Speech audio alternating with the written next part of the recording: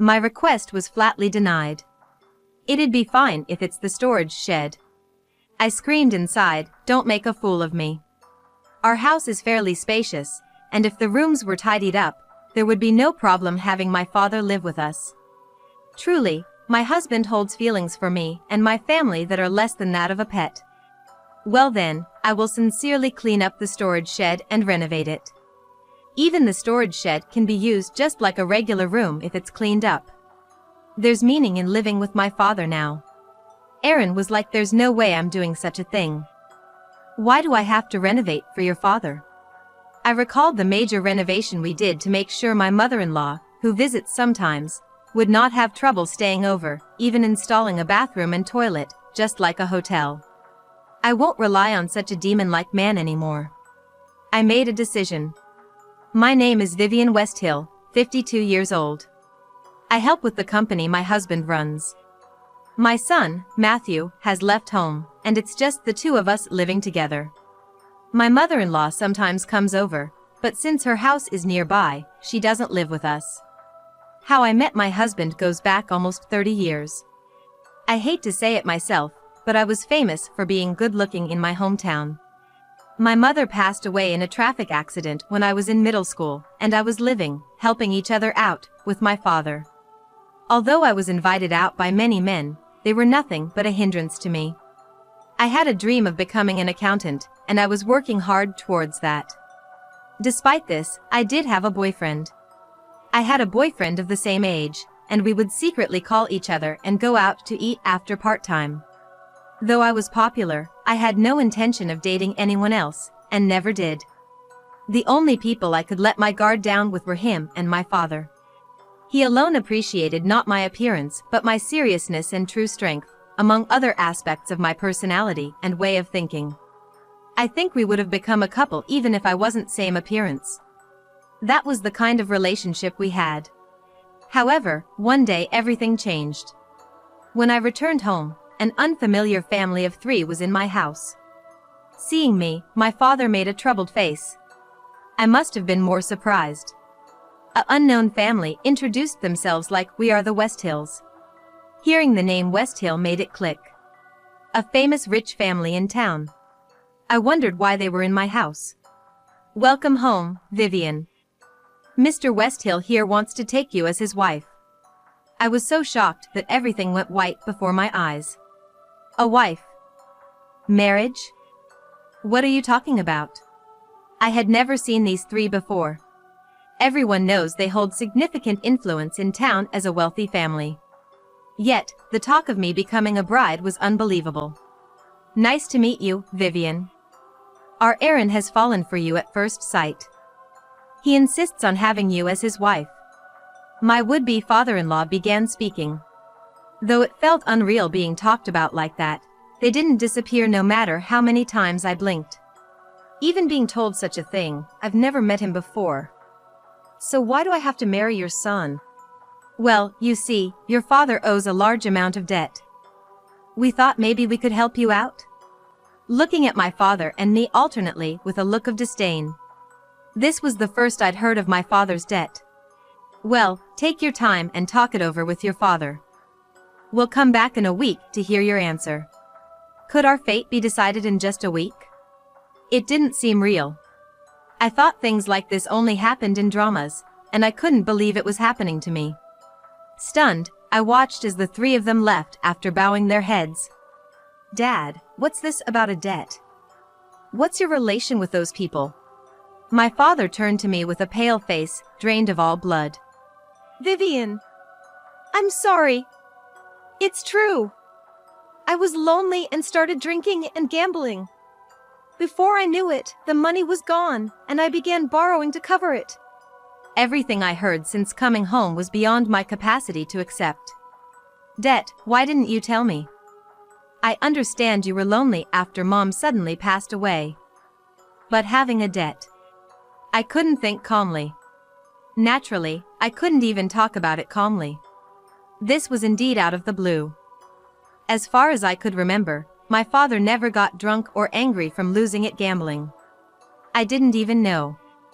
Mr. Westhill invited me and introduced me to a place. With Mr. Westhill's face, we could drink on a tab, and I didn't even know how much the bill was accumulating. The same thing with gambling, he let me buy lottery tickets together, and it just piled up. My father is truly a good person, not knowing how to doubt people. It must have been easy for someone like a scam artist. They must have been scheming from the start to trap my father and have their way with me. Hold on a second. What happens to you if I don't marry their son? I asked in desperation, wondering if there was any other way. I will probably be chased by debt collectors. I might even be sent to a work camp. I couldn't stop trembling at those words. There's no such thing as work camps these days. Can't you just keep working hard to pay it off? I asked, clinging to a shred of hope. Sorry, Vivian. That's impossible. The debt collectors might start contacting my workplace. I might not be able to work anymore. I was completely cornered. It was enough. There was nothing more to talk about. I wanted to vent all these feelings of frustration, humiliation, and anger, but I couldn't do that to my father who has always taken care of me. I packed my bags and decided to go to the Westhill family right away. There was no use worrying about it. It wasn't easy to make this decision, but considering the increasing interest on the debt, I couldn't cling to my home anymore. There was no other way to resolve this but to marry Aaron, and before I changed my mind, I quietly left the house. I arrived at the Westhills home late that night. I thought it might be imprudent, but I boldly knocked at the front door. You're early. Seems like you're blinded by money. You're just like everyone else. I wanted to scream in frustration. I didn't want any money, and I didn't think I was unhappy because I was poor. Well, whatever. You're mine now. Seeing you with that pathetic boyfriend, I thought I'd make you mine. His words treated me like a doll. I felt utterly objectified and disgusted. I've left everything in the past. I look forward to being with you from now on. With a forced greeting, I entered the Westhill household. After that, everything progressed in a whirlwind. I don't remember much, because I felt as though all my emotions had disappeared after being betrayed by my trusted father and breaking up with my beloved boyfriend. It seemed like a grand wedding with a local famous person, and many people came to celebrate. All I remember from the wedding is the haggard look of my father, who had not been gone for very long since I left home. Seeing that made all my resentment towards my father vanish. So, accepting this as my fate, I decided to change my outlook and enjoy my married life. But that was the beginning of hell. Of course, I had to do all the housework and was made to help with the family business. I worked from morning till night. Add to that the pressure of having children, and my mental state was taking a toll. My mother-in-law constantly nagged and was like, haven't done the big cleaning yet? Not just unable to have kids, but this too? My husband, who was kind at first, now didn't care, showing an indifferent attitude. It certainly was not the sweet married life I had imagined. You're completely useless. A woman from the club would be better. Just quietly do your job and chores. I was treated like a housemaid. Soon I was pregnant, but even with severe morning sickness, they were not sympathetic. You're getting fat. Just do your chores and work properly. I don't know why I married you. I had given up on being acknowledged in this home. No matter what I did, a wife from a poor family would never be seen as more than a servant. It was frustrating, but for the sake of my unborn child, I had to endure. Then I gave birth. With the birth of a boy, my husband, who now had an heir, hardly ever came home. When he did return, he reeked of strong perfume and alcohol. He must have been at clubs. However, I was mostly occupied with raising my child, so his absence was rather a relief. My son, Matthew, grew up healthily and was easy to raise. My mother-in-law continued to annoy, saying Aaron would have done better, but I preferred Matthew not turning into such a worthless man. And my kind-hearted Matthew wanted to become a doctor. When he left for university, I felt a void in my heart. To fill that void, I decided to dedicate myself more to my work. Around that time, my father-in-law who had treated me as a human being passed away. My mother-in-law moved to a condo near the downtown area that my father-in-law owned. She came into my father-in-law's inheritance and is likely going to enjoy her time with friends. On the other hand, with the loss of my father-in-law, who always supported me and cared for me like my own father, I began to miss my father and started contacting him. Taking advantage of my husband's indifference, I started to talk to my father just like old times. Though it was difficult to speak without making my father feel guilty, one day he looked serious. When I asked what was wrong, he said in a resigned tone as if nothing could be done, that he was diagnosed with malignant lymphoma and was given 6 months to live. I was utterly shocked. No way, Dad. That can't be. You're so lively, it's impossible that you only have half a year left, just when we could finally be like a father and daughter again. I can't bear the thought of never seeing you again. But my father just smiled kindly and nodded. I don't want to leave my father alone. I will ask my husband to let him live with us in our spacious home. I'm not ready to give up, but at least, I don't want him to be alone. My father said he was happy just hearing those words and left with a gentle smile. For the first time since getting married, I decided to confront my husband. That night, as usual, he came home drunk, with the smell of perfume. Seeing me awake and waiting for him, he looked startled. What's the matter? Don't tell me you want some affection? It seemed he hasn't changed his view on women being objects. I looked straight at my husband and said, Aaron, I have something important to talk about. My father has been diagnosed with terminal cancer and has only 6 months to live. I want him to live with us in this house. Of course, I won't let it be a bother to you. We can just use one of the vacant rooms in the house. That's okay, right? You will listen to such a request, won't you? Since my husband is hardly at home, there should have been no reason to object. I took it for granted that he would agree. But an unexpected reply came back from my husband. Just leave that half-dead old man alone. I'm not gonna let someone like that into the house. It'll ruin the house's atmosphere. Absolutely not.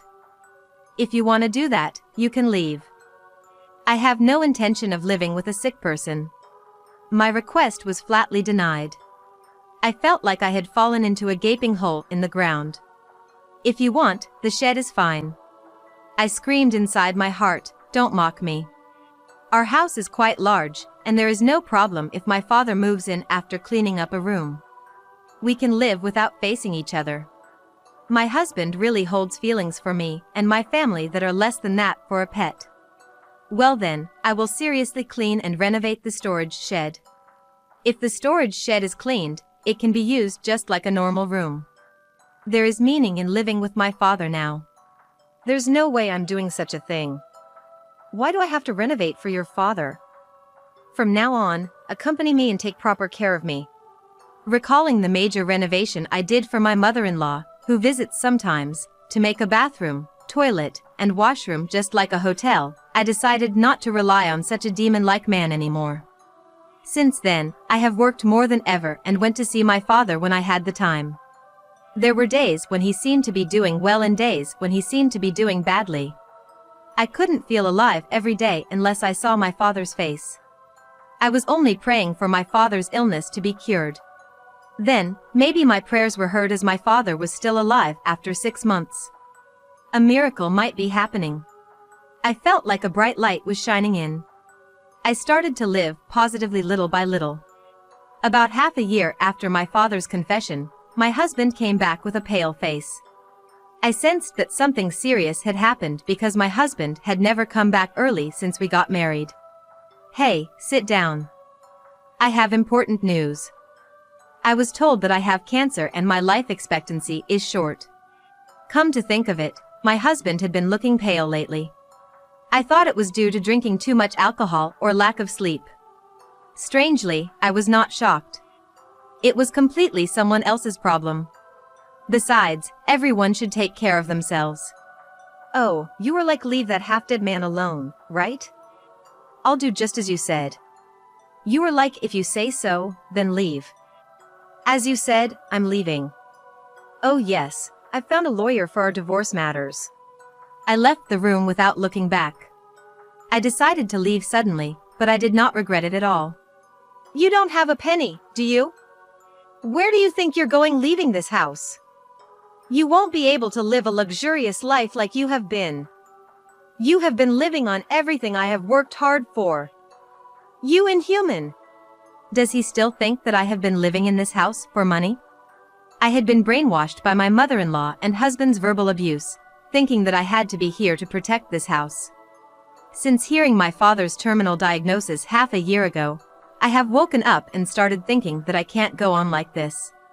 Since then, I have been preparing my mind to get divorced and leave the house at any time. I've worked so hard for you. Are you a demon, leaving me behind like this? Don't you have even a shred of gratitude towards me? Although my husband continued to shout something in the background, it had nothing to do with me. I never wanted a wealthy life.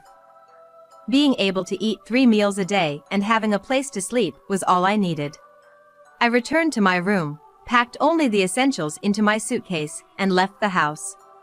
Whether my husband was in trouble or not, it didn't matter to me. I sent the email I had drafted noticing my resignation to the president straight away. I wanted to settle everything regarding my husband and the Westhill family. I had been supporting him since he barely worked, but this was the end. In fact, since discussing my father's situation half a year ago, I had been in contact with a divorce specialist lawyer introduced by the company's advisory lawyer. I talked about everything regarding our nearly 30-year marriage, starting from events before our marriage. The lawyer just nodded, quietly listening to my story. However, when I mentioned that I had been working for the family business without pay, he was genuinely surprised. It would amount to hundreds of thousands of dollars in salary. After finishing my story, he was immediately like the divorce should be easy. I also had taken photos of emails from women, and had noted down serious moral harassment, providing plenty of evidence of my husband's fault. Of course, since I got a smartphone, I had also recorded his verbally abusive remarks. That was enough, but the lawyer also brought me photos of my husband's infidelity for free. He promised that everything would go well even if I didn't do anything, telling me to feel like I was on a big ship. So, I didn't need to answer the angry calls from my husband, and the lawyer would solve everything just by me throwing it all onto him. I was naturally walking with a smile. Among the angry calls from my husband, there were, of course, calls from my mother-in-law. She was probably like, "Are you planning to abandon everything and leave when my adorable son is in trouble? If her son is so adorable, she should take care of him herself. It would be fine for her to return to that house whenever, as a luxurious room, looking like a show home, is prepared for her." But it seems one reason she is panicking is that the company started by my father-in-law is falling apart. Without me, who had been supporting them, and a nearly decorative president who can't steer the company due to illness, things are not going well. My mother-in-law, who has only helped in the initial stages, is useless in the company, unable to even make copies. Even if she shouts and yells, she can't unify the employees and make them look in the same direction. Some colleagues have contacted me, asking me to come back, but I had no intention of devoting myself to the company anymore. Given that, although the company had been cherished as a local one, the number of clients will steadily decrease. I loved my father-in-law, and I felt sorry for letting the company he worked hard to grow decline, as if I were the main culprit. That being said, I think if my husband and mother-in-law had worked as hard as my father-in-law, this wouldn't have happened. I probably wouldn't have quit, and Matthew would have likely considered taking over the family business. On top of that, my husband not only did hardly any work at the company but also seemed to be constantly hitting on female employees and inviting them for affairs. It was suspicious when many female employees resigned. It seems that the women who had unpleasant experiences are planning to sue the company for sexual harassment. Now my husband has to settle all the mess he made in his life. Couldn't happen to a nicer guy. God is watching. You get punished for doing bad things. I want my husband and mother-in-law to be properly punished so that those who have worked honestly do not look foolish. As if that wasn't enough, the company was accused of tax evasion by the IRS. Totally by accident, while my lawyer was investigating, several questionable points were found in the accounts. Upon further investigation, suspicions arose that my husband had been embezzling money. Looking back, it was strange that he had so much money to play around with. There wasn't such a high salary for him when I was helping with the accounting. I was too indifferent about my husband. I didn't notice the discrepancy between his income and expenditure.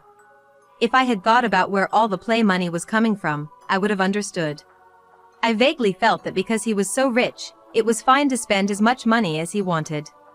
In reality, he had been squandering the company's money, and even my salary, which he had transferred to his own account, seems to have been used up by him. Kickbacks for orders, bribery to companies, making decisions for his own benefit rather than for the company, he had dipped his hands in all kinds of evil deeds, taking advantage of the lack of supervision. Tax evasion and special embezzlement, my husband's crimes are not just one. I don't know whether the court's judgment will come out first or if my husband will run out of life first, but I want him to atone for as much as possible. I also started looking at the books half a year ago and copied them to ensure that evidence is not erased, and submitted them to the IRS. The fact that I had been studying to become an accountant came in handy here. To fill the payment gap even a little, my husband sold the company to a major corporation and also sold the large mansion. Because of the rush to sell, it was bought for a song. My mother-in-law is also selling her condo to pay me and the IRS, and they are living in a small apartment complex together. Rumor has it that he has several children from affairs, and payments for child support to the affair partners are also in arrears. He should at least have used contraception properly, but he probably assumed that affairs and illegitimate children were a man's privilege. He might have life insurance, but will that be enough? Even though my mother-in-law is elderly, she seems to have started working because she has to earn money for her son's medical and living expenses. Having looked down on others until now, it's probably quite hard to be seen with sympathy by those around now. The parent and child should reflect on their actions until the end. I received a substantial amount and bought a condo in a convenient and nice location. There, I reunited with my father and started living together. Thanks to Matthew's introduction to a renowned doctor, my father is now recovering, surprising even the doctors. Actually, my father had been living with Matthew until now. I convinced my father, who was thinking of entering a hospice or living alone, to live together at Matthew's place. After I left the house, my father had saved quite a bit of money for me. He was thinking of freeing me once the amount borrowed was saved up. Hearing this, Matthew thought of my father as a more respectable person than his own father and kindly agreed to my unreasonable request. Both Matthew and my father had long hoped that I would divorce my husband, and they were overjoyed when I left the house. I never thought that not divorcing would worry the two of them. Until the condo was decided, I lived together with them and chose a place close to Matthew's place. So even when I started working, he could check on my father when he had time. My father is also trying to bridge the gap with his grandchild, talking about when I was small and about my mother. Matthew seems to be talking about his background a lot. I hope to build a good relationship like this. I started working at the law firm that helped me. I'm not an accountant, but having some experience is a strength, and I'm helping with corporate cases. With advice from other lawyers, I'm studying to get a tax accountant qualification. Age doesn't matter. And my husband was sentenced to actual imprisonment, now he's behind bars. There's no worry about not having money or food, so perhaps it's ironically a good thing. My mother-in-law forcibly moved into a relative's house. Having acted superior until now, she must be getting a taste of her own medicine. I was thanked around town for getting back at my mother-in-law, husband, and their company. I'm newly astonished at the number of people harassed with power and sexual harassment transactions. I was worried that some people might have lost their jobs due to the company being acquired, but it seems to have worked out somehow. I feel everything is moving in a good direction, and I'm savoring the happiness. Thinking that alone was enough, I returned from work to find my father and a man at home. Welcome back, Vivian. I brought someone who wants to meet you today. Do you remember? It was my ex-boyfriend, the only person I truly loved. I recognize him at first glance, even after nearly 30 years. My father was like, as soon as you went to that house, I went to apologize to him. He understood and had decided that if I escaped from that house, he would accept me immediately. My ex-boyfriend, smiling warmly, was like, Vivian is a hard worker, so I waited for a long time. Matthew also knew about my ex-boyfriend, and it seems the three men were watching over me. I'm planning to live with these three men I truly love from the bottom of my heart.